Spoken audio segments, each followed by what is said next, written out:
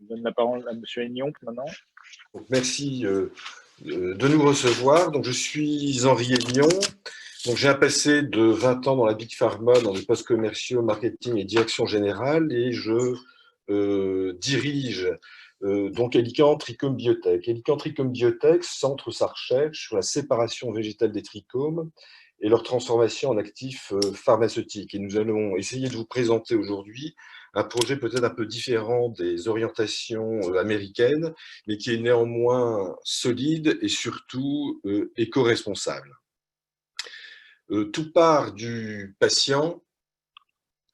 Et si on regarde un petit peu le champ des indications retenues par l'ANSM, on s'aperçoit que probablement la population majoritaire cible sera constituée des douleurs neuropathiques.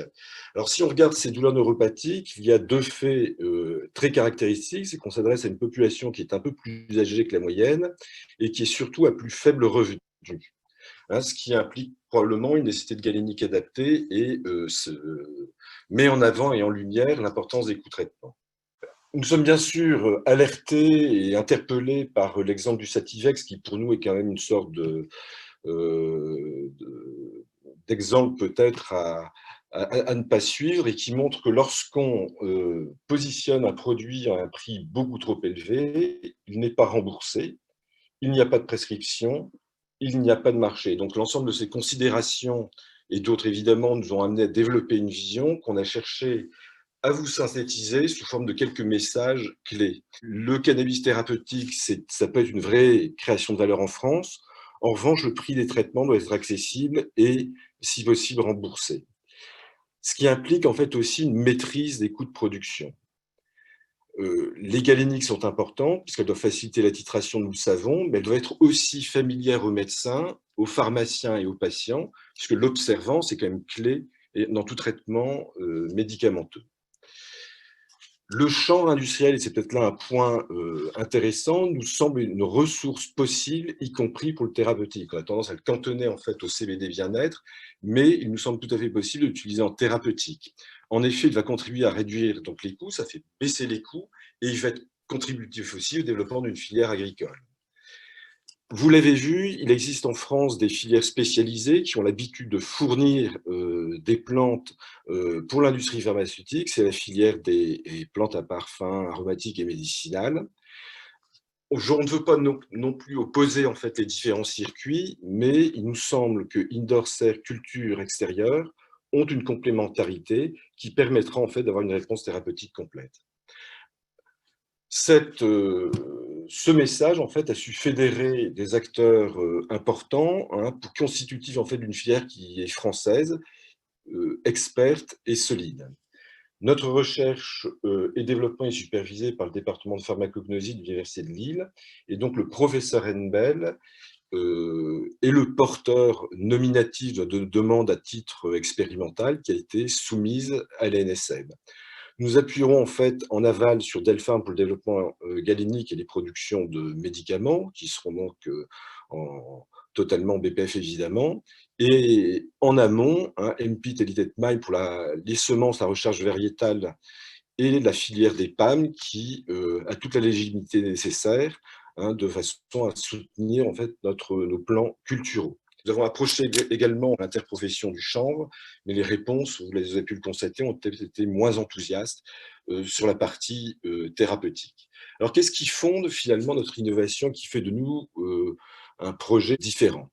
C'est que lorsqu'on regarde la plante, en fait, la partie intéressante de la plante, ce sont en fait ces petites boules blanches que vous voyez, qu'on appelle des trichomes. Alors, ces trichomes font 50-60 microns, mais c'est là où sont concentrés, où sont synthétisés les cannabinoïdes. Et nous savons les séparer industriellement de la fleur. Alors, ça a du coup des conséquences qui sont extrêmement intéressantes, c'est-à-dire qu'on va réduire très considérablement la biomasse avant extraction, et ça, c'est une problématique qui se pose à tous, lorsqu'on est obligé d'extraire. Plus vous avez de biomasse, plus vous êtes obligé d'augmenter vos capacités d'extraction. Ça va réduire aussi, en concentrant la matière, la chimie de purification. Et ce qu'il faut retenir, c'est que finalement, ça permet de rendre le champ industriel aussi performant que le cannabis, c'est qu'on arrive à des taux de concentration en cannabinoïdes qui sont proches de 15% et qui donc vont permettre de passer directement aux étapes d'extraction, hein, sans traiter en fait des tonnes et des tonnes de matière. L'impact économique est direct, hein, puisque ça permet de diviser les coûts de production à peu près d'un facteur 2,5. Du coup, deux stratégies de culture qui deviennent un peu évidentes, c'est-à-dire que tout ce qui est légal, c'est-à-dire le CBD qui est demandé aussi, qui fait partie des molécules thérapeutiques, cultivées finalement en plein champ, bio ou raisonnées à partir de champs industriels, et limitation à la production de THC, de l'utilisation des serres indoor, plus coûteuses certes, mais qui permettent de présenter aussi des conditions de sécurité nécessaires pour ce type de molécules. Volume estimé, hein, puisque là on est quand même encore dans de la projection, à peu près un tiers donc sous serre ou en indoor et deux tiers en extérieur sur la base donc possible de chanvre industrielle. En fait, on a deux approches qui sont complémentaires. L'indoor, c'est la fleur médicament stabilisée, hein, avec un profil très stable qui a vocation partiellement à répondre à une des demandes de la NSM, puisque la consommation de fleurs, hein, fait partie de la demande. Elle offre l'avantage de la sécurité pour les stupéfiants et aussi une forme d'indépendance aux aléas climatiques. En revanche, donc pour les trichomes issus du plein champ, le mode de transformation va passer par de l'extraction, de la purification des actifs et des reformulations avant la mise en forme galénique. Ça permet une précision pharmaceutique plus importante, peut-être un travail galénique un peu plus souple, de façon à mieux les adapter aux pathologies et aux patients. Pour le prescripteur et le pharmacien qui va les distribuer, c'est plus facile à stocker, hein, et ça a un impact favorable sur les coûts de production. Il y a des enjeux économiques et écologiques entre les deux circuits. Finalement, on sait que la culture plein champ sont des puits de carbone, donc c'est tout à fait favorable. Le champ régénère les sols. Le coût finalement d'investissement dans les infrastructures agricoles est limité. Et il y a une possibilité, d'après nos estimations, de développement d'une filière agricole qui pourrait représenter 700 hectares à 5 ans. Et une possibilité également d'exploitation des autres parties de la plante, donc je pense donc à la fibre et peut-être aussi aux huiles essentielles. Alors, question clé, hein, puisque finalement nous avons soumis une demande à titre expérimental. Combien de temps, en fait, pour être prêt, pour être potentiellement en capacité de répondre à la demande en cannabinoïdes thérapeutiques? Nous estimons, pour notre part, qu'à partir de l'autorisation expérimentale donnée par l'ANSM, il nous faudra à peu près une année et demie, de façon à mettre en place à la fois la recherche et développement local, gérer en fait l'ensemble des aspects réglementaires qui y sont liés, mais aussi travailler en fait des plans agricoles avec la filière des plantes médicinales, avant d'arriver en fait à une commercialisation des produits. Le marché, qu'est-ce qu'il peut être? Alors là, on est quand même un petit peu dans des projections qui présentent un certain niveau d'incertitude, puisque les conditions d'accès au marché ne nous sont pas connues à date.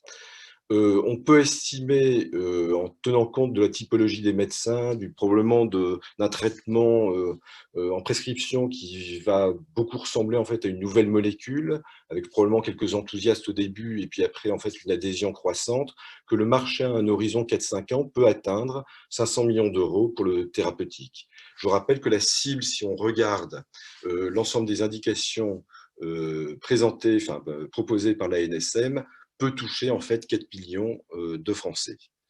Pour les questions législatives et réglementaires, on va revenir en fait sur les deux premiers points, mais je ne vais pas du coup insister trop, puisque c'est l'autorisation évidemment de la culture, de la valorisation, de la transformation de l'ensemble de la plante, incluant les inflorescentes, et aussi l'autorisation de recherche variétale. Pour ce qui concerne le statut de la plante en chanvre industriel, il n'y a pas de nécessité nécessairement de modifier son statut, y compris dans un usage thérapeutique, puisqu'il est tout à fait possible et accepté par la NASM qu'une monographie d'une partie de la plante soit effectuée, et nous planifions donc de réaliser une monographie des trichomes. Pour ce qui est du statut du cannabis thérapeutique, une monographie française est en cours, de même qu'une monographie européenne. Je voudrais juste parler quand même un tout petit peu du bien-être, puisqu'on peut anticiper une forme de porosité entre le bien-être et le thérapeutique, notamment parce que le CBD fait partie, notamment à ratio 1,50, à notre connaissance, doit faire partie du cahier des charges. Il est important, du coup, que tout soit fait pour que le marché du bien-être soit mieux organisé, mieux contrôlé, notamment sur des questions de traçabilité, d'origine, de qualité, contrôle de l'étiquetage et bien évidemment des allégations santé qui actuellement fleurissent et qui, normalement, sont totalement interdites. Question aussi entre le seuil de CBD bien-être et CBD thérapeutique. L'OMS va prendre une position, semble-t-il, en septembre et définir probablement des indications. Mais ensuite, c'est peut-être aussi, puisque le CBD peut être totalement thérapeutique, le niveau de titration minimale qui peut être aussi retenu pour définir ce que seront en fait les seuils entre le bien-être et le thérapeutique. Nous avons de même une forme d'interrogation sur le bien-être, sur l'autorisation. Donc, faut-il ou pas autoriser la vente de fleurs donc, telle qu'elle directement aux consommateurs dans le segment bien-être, c'est-à-dire sans revendication thérapeutique. Ça nous semble poser comme la question d'une forme de cohérence sanitaire avec les politiques anti-tabac, puisqu'on sait, notamment l'exemple suisse le montre, que très majoritairement, les fleurs en fait, sont fumées, donc sur support tabac, et c'est la raison pour laquelle elles ont, me semble-t-il, été interdites en Allemagne en dehors du thérapeutique. Donc la question peut se poser de se dire est-ce que l'usage de la fleur en consommation directe, sans transformation, sous quelle forme peut-on maximiser les chances qu'elle ne soit pas fumée? Donc, en résumé, nos cannabis thérapeutiques, nous voulons en fait un projet différent qui valorise la filière agricole, éco-responsable, soutenu solidement par une filière experte. Le coût du traitement doit être accessible et remboursable, des galéniques adaptées.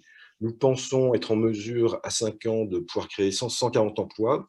Et je voudrais insister aussi sur le dernier point, c'est-à-dire que nous sommes confrontés sur ce marché-là à une compétition qui est importante, qui a de l'expérience, qui est intéressée par le marché français.